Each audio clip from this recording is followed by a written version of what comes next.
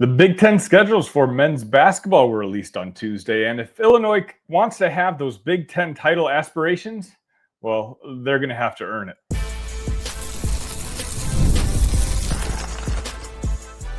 You are Locked On Illini, your daily podcast on the Illinois Fighting Illini, part of the Locked On Podcast Network, your team every day.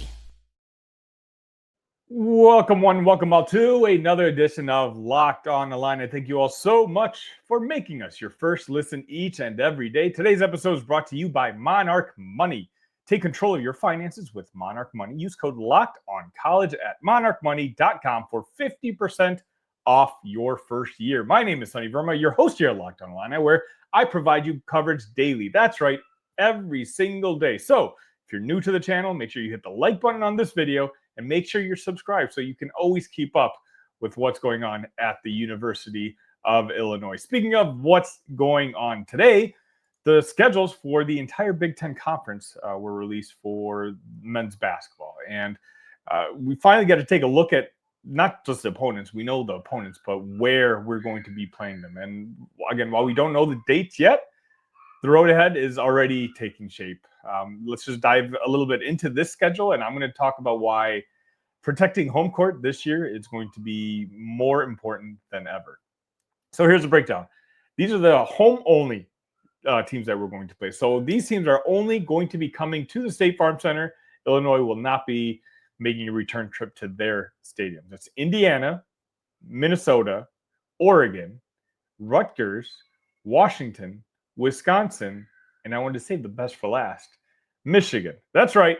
Morez Johnson will be coming to State Farm Center, playing in Champaign in front of the Crush. There's not going to be a return visit to Michigan, but man, that atmosphere, we thought the whole Sky Clark experience was fun. I can't wait to see what the atmosphere is going to be like when Morez Johnson returns to Champaign. Moving on, the away only, and take a look at this. We're going to be playing Iowa, Michigan State, Ohio State, Penn State, Purdue, UCLA, and USC. Talk about the perceived favorites of this conference. It seems like all of them we're playing on the road without a return trip to Champaign. And the three teams that we have locked for home and away is Maryland, Nebraska, and Northwestern. Again, no dates set, but just seeing who and the where, that tells us a lot. Let's go ahead and start with those away games because, man, the Big Ten did not do Illinois any favors here. We have to go on the road to play Purdue, UCLA, and Michigan State. Those three programs are projected to be 1, 2, and 3 in the Big Ten Conference.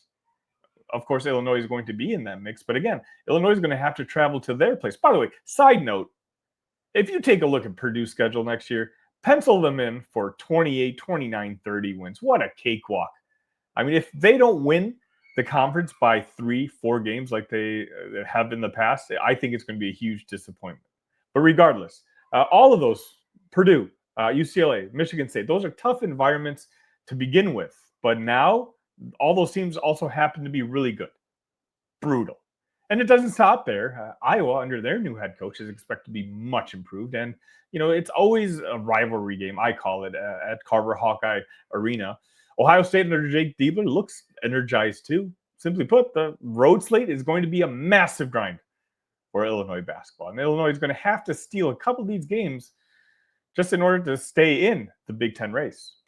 Next up, let's go to the home and aways, which I actually think is not too bad. We have Maryland, Nebraska, and Northwestern.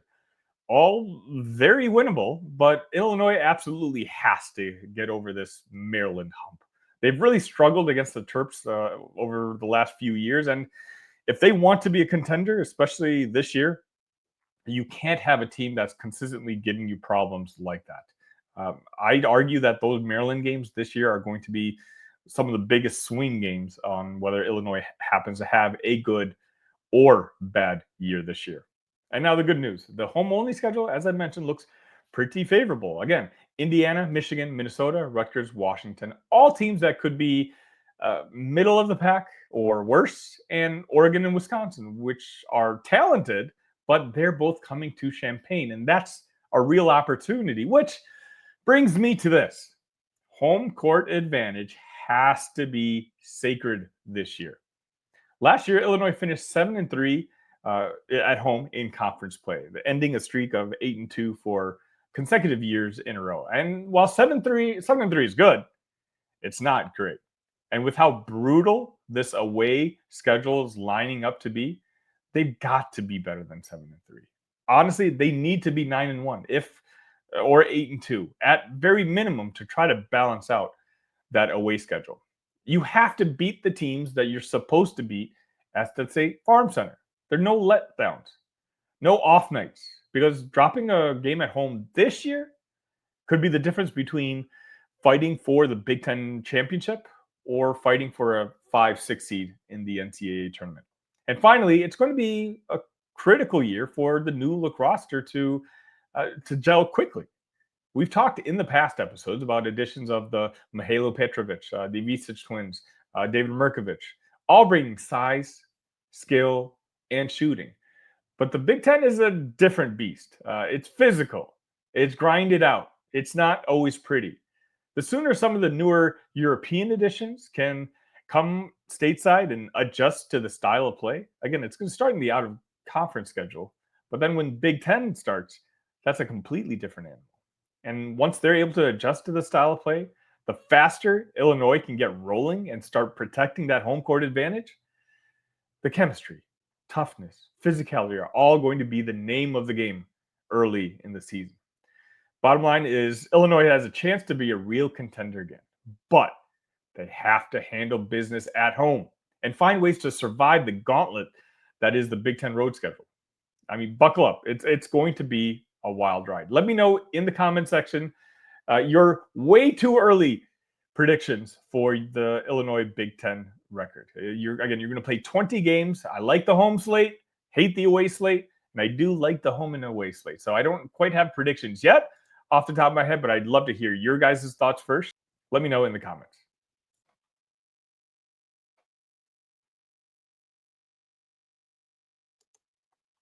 Ever check your bank account and wonder, where did all my money go? Between dining out, online shopping, and entertainment, it's easy to lose track. That's where Monarch Money comes in, your personal CFO, giving you full visibility and control over your finances. Monarch Money isn't just a budgeting app, it's a complete financial command center. You can track all your accounts, investments, and spending in one place. And you can stop just managing your money and start building wealth. Me personally, I'm spending way too much money going out to eat. I got 2 kids. I'm tired. It's easy to go get food from the fast food restaurant. I know I got to keep that in check. And with Monarch Money, instead of juggling multiple apps, you can use Monarch to check your finances, track spending, and even plan long-term goals. Take control of your finances with Monarch Money. Use code LOCKEDONCollege at monarchmoney.com for 50% off your first year. That's monarchmoney.com, code LOCKEDONCollege for half off your first year. And welcome back to Locked On Illini, a show where I provide you daily coverage of the Illini, and it costs you guys absolutely nothing. If you would like to support the program, all I ask is one thing. Find us on your favorite audio platform, whether that's Spotify, Apple Podcasts, or Pocket Casts, like I personally use. Just find Locked On Illini on that favorite audio platform that you use, and please leave us a 5-star review. It really helps this program grow and be seen by other Illini fans just like you. Also, the Discord is rocking. We are, I think, 1 user away from 300 Illini fans from all across the country talking Illini sports all day, every day. And not just Illini sports. We're talking life, pro sports. It's a really big up-and-coming community that we have growing, and I would love for you to join us. The link should be in the Discord. Moving on, Ben Humrichous is back. And no, he didn't make a flashy announcement video or write out a long caption. In fact, he didn't make an announcement at all. It was a team spokesman who confirmed it late on Tuesday. But I'll tell you, that little lock emoji that he did post on Instagram on Monday, that might unlock even more potential for Illinois basketball in 2025, 2026.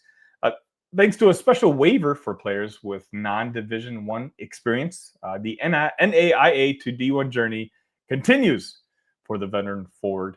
And for Brad Underwood, it's another win in what's been an incredibly strong offseason of roster retention. Ben started 26 games this past year, averaging 7.6 points per game, 3.8 rebounds a game, while shooting 34% from three. One thing is for sure, even when the season ended and we were all kind of unsure on whether Ben Humrichous wanted to return or not, or quite honestly, even if Illinois wanted him back or not, because Ben was probably one of the biggest disappointments of this season. Not to any of his fault, but the way he was perceived coming into the year and hyped by Brad Underwood, which unfortunately he does tend to do with some of his players, it was obviously that Ben just wasn't ready for the role of being a starter in the Big Ten, playing 30 plus minutes. But as much as all of us were in limbo on whether Ben would want to come back, Brad Underwood made it very clear that he wanted Ben back. Brad spoke about Humrichous earlier this month and said, quote, "He's got the opportunity to have an incredible season, just a little more comfortable with what he does." That's the key here. Comfort. Year 2 in the system. Year 2 at the Big Ten level. It's fair to expect better efficiency, smarter defensive rotations, and more defined minutes that play to his strength. This move gives Illinois 4 returners from the 2024-2025 rotation. Colin Boswell, of course, Thomas Slavovicic. You're going to have Jake Davis and now Ben Humrichous. And if you count redshirt Ty Rogers, it's 5 guys who know the system inside and out. And that translates to 44.6% of the minutes returned, which is huge. Because keep in mind what happened last season when we had to replace 10 guys on that roster. And I don't know if the team ever really had enough time to gel, especially when you had such a big amount of new players adjusting to each other. And don't forget, that team returned just 2.8% of its minutes. And that's how far things have come. Retention matters. The experience matters. Get old, stay old has always been a mantra of Brad Underwood. And this group is going from one of the youngest in the power conferences to one of the most seasoned in not just the Big Ten, but in the country. Now, you adding Ben to Zvonimir and Tomislav and David Mrkovic gives Illinois a pretty potent front court, at least when it comes to shooting, which we know Brad Underwood teams are going to want to do. And as much as our feelings towards Ben Humrichous might be up and down depending on the game, I will say the analytics absolutely love Ben's game, and Illinois has shot up a lot of these preseason rankings with the announcement of Ben coming back. And the best part is, with those guys, Tommy, Z, Mrkovic, now Ben isn't going to be expected to handle the big 30-minute role that he was for the better part of last season, which obviously, as I mentioned before, that's just not him. He can come in for 10 minutes a night, maybe 15 minutes when those three-point shots are falling in. Ben can come in with very little expectations of him this season and basically just ball. It's going to be his last year of college basketball. It allows him to focus on what he does best, stretching the floor, picking his spots, and spacing the defense from the bench or in like a specialized lineup. And I will say, I fully expect Ben Humrichous's shooting percentages to jump back up to what they were 2 years ago, nearing 40% as opposed to what they were last year. At the end of the day, this isn't a move that's going to break national headlines, but it's one of those moves that I think makes Illinois even more of a contender for a deep tournament run. Ben brings maturity, shooting, and continuity to a team that's built to take another step. You add him to the mix that already includes 2 potential NBA caliber bigs and a floor general in Boswell and a pair of high-level European additions, and suddenly Illinois looks deep, they look old, and they look dangerous. So next time you see that lock emoji, know what it means. It means Underwood's got his guys back. It means the foundation is in place, and it means the Illini are locked in for another March run. Let me know your thoughts on Ben coming back. Again, it wasn't official until Tuesday. I know it's been 50-50, I feel like, in the comments section, but I think it's pretty well stated that Ben understands that his role is going to be different from last season. And again, for me, I would have liked a nice athletic 4 just to balance out the shooting that we have already amongst our bigs. But I think Ben overall is still a plus player. And with the expectation only being 10, 15 minutes, I think it's a great move. But I want to hear your guys' thoughts. And as I was recording this, we got some pretty positive news. The football team is going to be welcoming back Tyler Strain. Strain played in 7 games last season with 5 tackles. I think he had entered the transfer portal just to kind of seek out to see if there are going to be more opportunities out there where he could play a little bit more. But it's my understanding that Brett told Tyler that, hey, if you want to come back, you are absolutely welcome back. And so looks like he's decided that he's taken a look at the field, and the best opportunity to play football will continue to be at Illinois. I look forward to him probably being a backup nickel. And with as good as this Illini defensive secondary is supposed to be, it's always good to keep that talent in-house. That's going to wrap it up for today's edition of Locked On Illini. For your second listen, check out the Portal Show. Brian Smith has the latest rumors, portal entries, and signings. Be the most informed fan on rapid changes to the college football landscape. Find the Portal on YouTube or wherever you listen to podcasts. That's it for today. On your way out, if you can hit that like button and make sure you're subscribed to the channel, I'd absolutely sincerely appreciate it. Got a whole bunch of content here ready for you. Could Illinois football be a preseason top 10? I've got that and more coming up later on this week. Until next time, ILL. Love you guys.